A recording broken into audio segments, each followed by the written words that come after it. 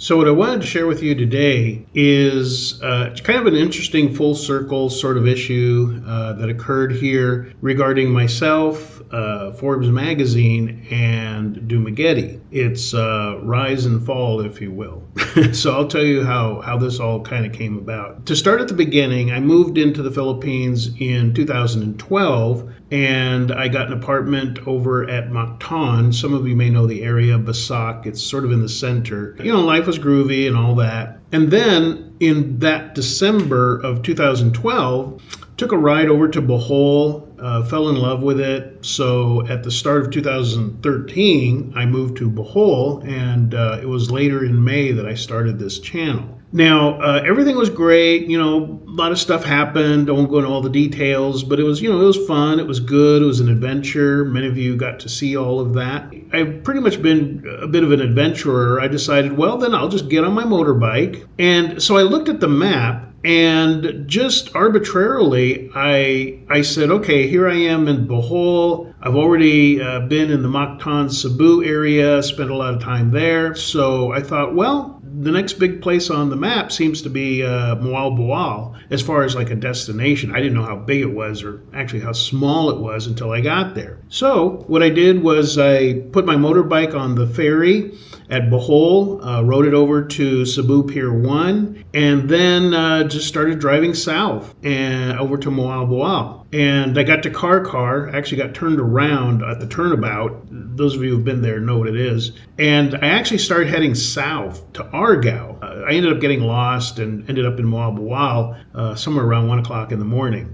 So I stayed in Boal for about 2.5 months. My apartment got robbed. Pretty sure I know who it was. So I was like, well, now they have one copy of the key to my motorbike, and Boal is so small, I couldn't really leave my bike out because they had the key, So within a day or two, I got back on the bike, looked at the map, and I said, well, the next big place is Dumaguete. So this is like about September-ish of 2013. And I remember riding into Dumaguete about, it was probably like 8 in the evening. It was dark, so I really couldn't get a good view. But, I drove around, which was interesting because some of the streets are one-way streets that lead into one-way streets going the opposite direction. So I spent some time just driving around town looking for a hotel. Finally ended up at a place called the Check-In. Some of you may know it. And I got a room for about 5 days just so that I could have a place to stay while I looked for a long-term apartment. That's pretty much the protocol I ended up using a lot afterwards, years after. So there I am in Dumaguete, right about September of 2013. I only went there because, again, I looked at the map and I figured, well, seems like an interesting place. I didn't know anything about it. I'd never been there, didn't know anybody that had lived there. I didn't know how big or small it was. I just thought, well, I can see the road leading there, so I'll just ride my motorbike and get there. So then I got an apartment, and I thought to myself, well, I'll stay 2 or 3 months, and then I'll move on and see what else there is to see. Well, as it turns out, I spent just a little over 2 years there, and it was phenomenal.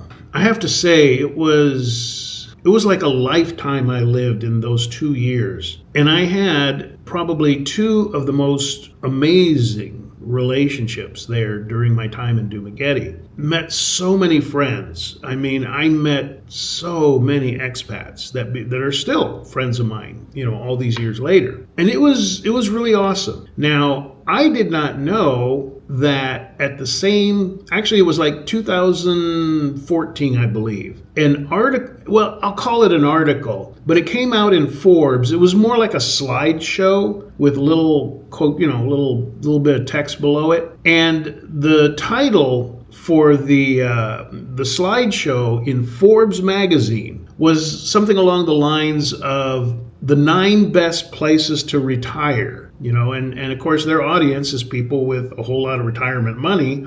So the Forbes article carried a lot of weight. So there I am in Dumaguete, just having a good time. And all of a sudden, a couple months later, this article comes out in Forbes, and they included Dumaguete specifically as one of the top 9 places to retire. And so it was a few months after that, next thing you know, all these retirees who had seen the Forbes article just started pouring into the Dumaguete area in boatloads, plane loads. It really took off. And right about that time, again, I was still doing my channel. I'm still doing it now, obviously.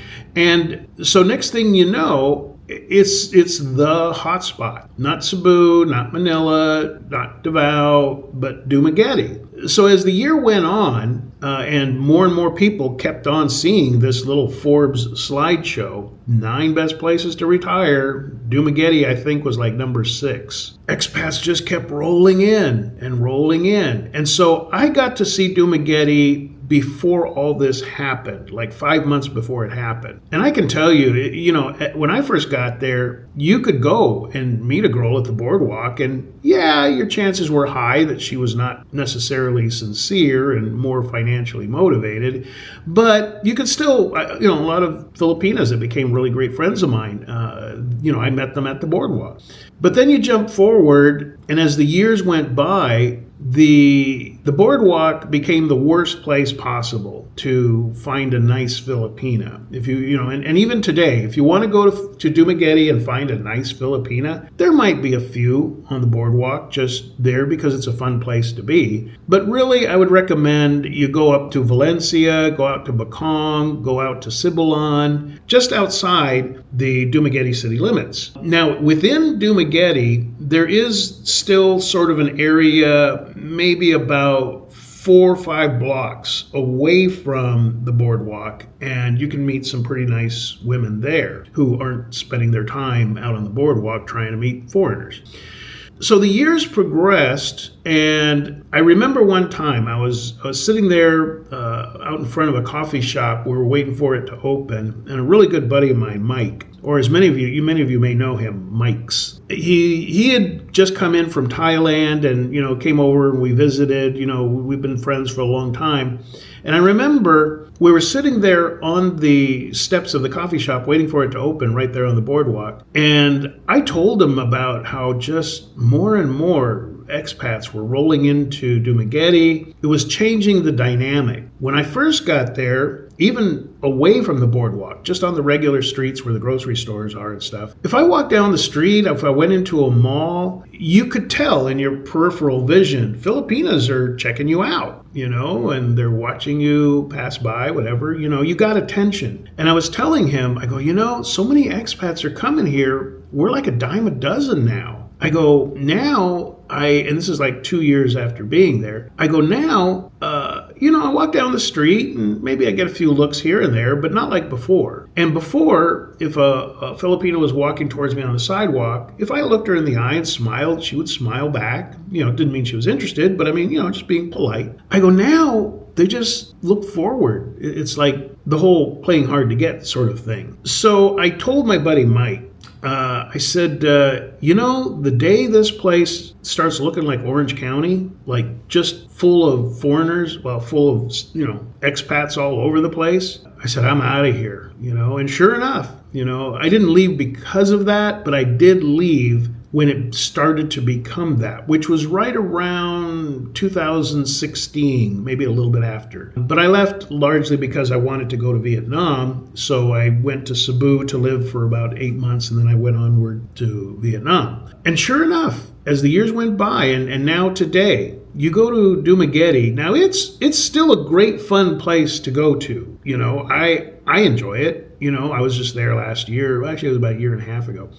And, I had a good time, and there's great places to go, Ocean 24 up in the hills of Valencia, Forest Camp, the Dowan beaches, and then there's festivals. And, if you're interested, if you have a motorbike and you're interested in doing stuff, there's plenty of stuff to do other than sit around the boardwalk drinking beer. There's a lot of stuff to do in Dumaguete. I like the place. But because there's now more expats, a lot of them, if I just had to ballpark guess, I would say there's 4 times more expats now than there were back when I was there roughly 10 years ago. So then, about maybe 3 weeks ago, Forbes magazine came out with an updated article. 11 years later, I'm sure they probably do it every year, but in this one, in their most recommended places to retire in Forbes magazine, nowhere in Philippines was even mentioned. And definitely Dumaguete got dropped off the list. Now, they cited, and this time it was a full article, not just a collage, Forbes cited the reason as the many typhoons and earthquakes that had happened during 2025. And that's a justifiable reason, especially with guys that don't really know better, and they might find themselves living in northern Philippines, which is where most of the typhoons hit the hardest. In the Visayas, which is the central area of the Philippines, it's really not that bad. Although this year, that's the thing, 2025 was especially bad. I lost count of how many typhoons, but it felt like pretty much from June all the way to December, we were getting hit with one typhoon after another, to the point that areas that normally did not flood, places like Mandaue and Cebu City, they were getting flooded. Even northern Bohol was getting flooded. I mean, it really was a bad year for typhoons in 2025. And I've been here since 2012. I'm telling you, this was probably the worst year for it. Now, Yolanda was probably the biggest single typhoon that caused a lot of damage, but that was one typhoon, came in, went out, did its damage, it was gone. This was prolonged multiple typhoons. Now, there are other reasons that I'll go into more detail later on another video, but what Forbes did not mention, as far as dropping Dumaguete or even the Philippines as a whole from their recommendation of places to retire, are long-standing complaints, and they're valid complaints. It's not just people being whiny. It's valid complaints about the infrastructure, especially when you start comparing with places like Vietnam, Thailand, Malaysia, or even parts of Cambodia. They have their act together when it comes to a proper sewage system, a proper electrical grid, Wi-Fi availability, and they're all providing it for a price cheaper. You're getting more bang for your buck in those places and less in the Philippines. Again, I'll go into a lot of this other stuff in more detail in another video. So the end result over the years, because I showed up in Dumaguete, and next thing you know, it got flooded with expats, and in a sense kind of ruined, because when you have so many expats concentrated in one area, like I said, you're not a special commodity anymore. And so it did have a profound negative effect on the dating dynamics with Filipinas, especially in the boardwalk area of Dumaguete.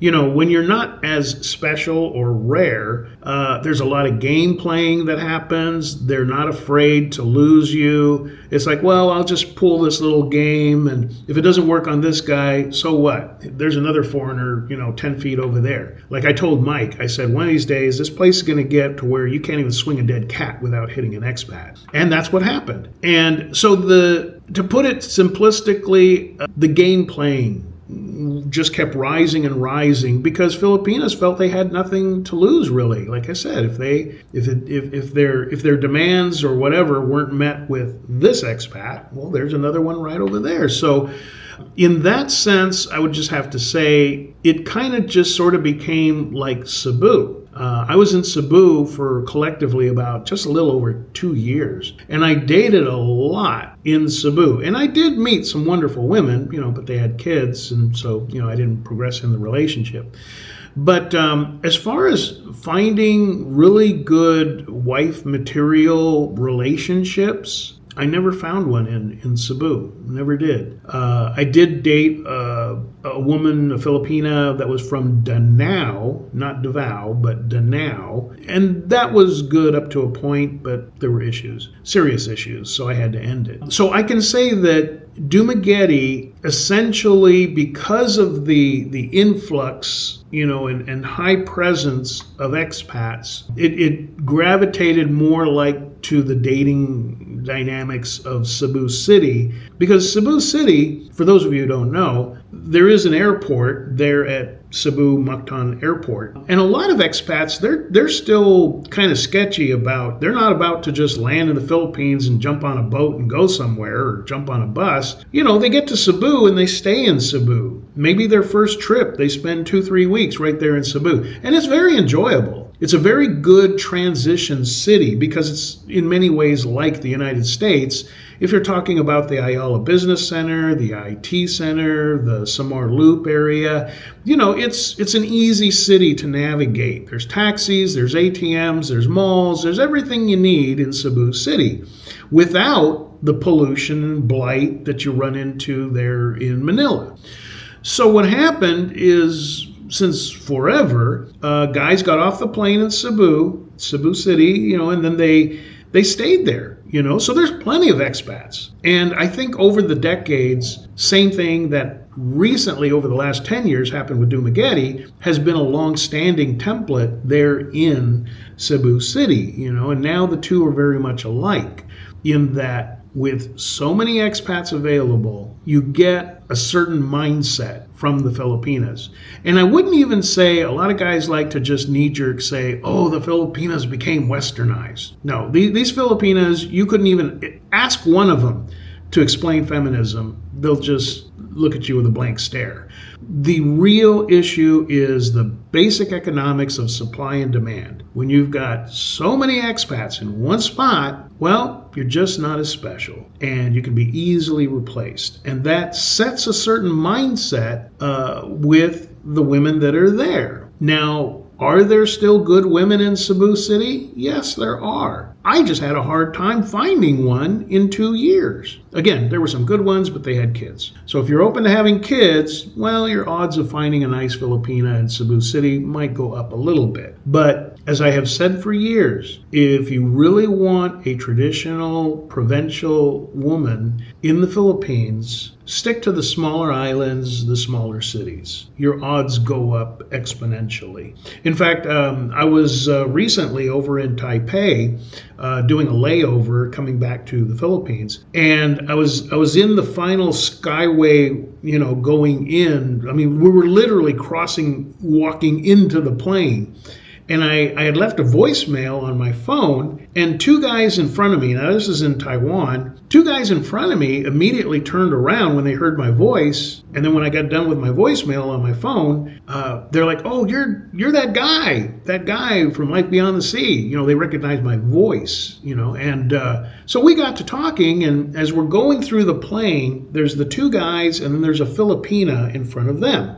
And his first question was like, well, I'm on my way, obviously, to Cebu City. What tips could you give me as far as he goes, I'm here to find a wife. I want to find a good woman. And I told him exactly what I just told you here. And as I was telling him, stick to the smaller cities, stick to the province areas. It doesn't even have to be a province area. I mean, like I said, you could go to, places like Bacong or Mandawi or whatever, and you could probably still find a good woman, especially the beach areas of Mandawi, which is just north of Cebu City, or Bohol, the Bohol Tagbilaran. If you really wanted to get rural, you could go out to Siquijor, that's a very isolated small island just off of Dumaguete. There's places like Bantayan, again, very quaint, small places. But as I was telling him this, and I told him, stay off the dating sites. Do not look for a wife on the dating sites. Keep it simple, stay to the smaller islands and such. As I'm telling him this Filipina that was in front of the two of them turns around and she's got the most satisfied smile on her face. And, so obviously she's probably not from Cebu. But she just kind of gave this nod of approval, like, yeah, this is how it's done. Isn't there an Eagles song about, big city girls just seem to learn early how to open doors, something like that. Maybe one of you guys can jot the lyric there in the comments. But yeah, there is a big difference. Now, if you're looking for a quote-unquote sophisticated Filipina who's been to college, speaks good English because she's dated a lot of foreigners, or she works in a call center, which demands a lot of hours, if you're okay with that, I wasn't, but if you're okay with that, then going to Cebu City is where you're going to find that kind of woman. You're not going to find a woman with great English and high education in the smaller islands. It's a trade-off. So just a little interesting anecdote. Like I said, I'll go more into the details of why the Philippines got dropped, I believe, by Forbes and by traveling expats overall. Yeah, just a little background on how it just happened by coincidence that Dumaguete blew up as an expat Mecca location at the same time that I arrived, only because really the Forbes magazine article came out like 2-3 months later. So love to hear your impressions about what you've observed about Dumaguete and Cebu, and see you there in the comments.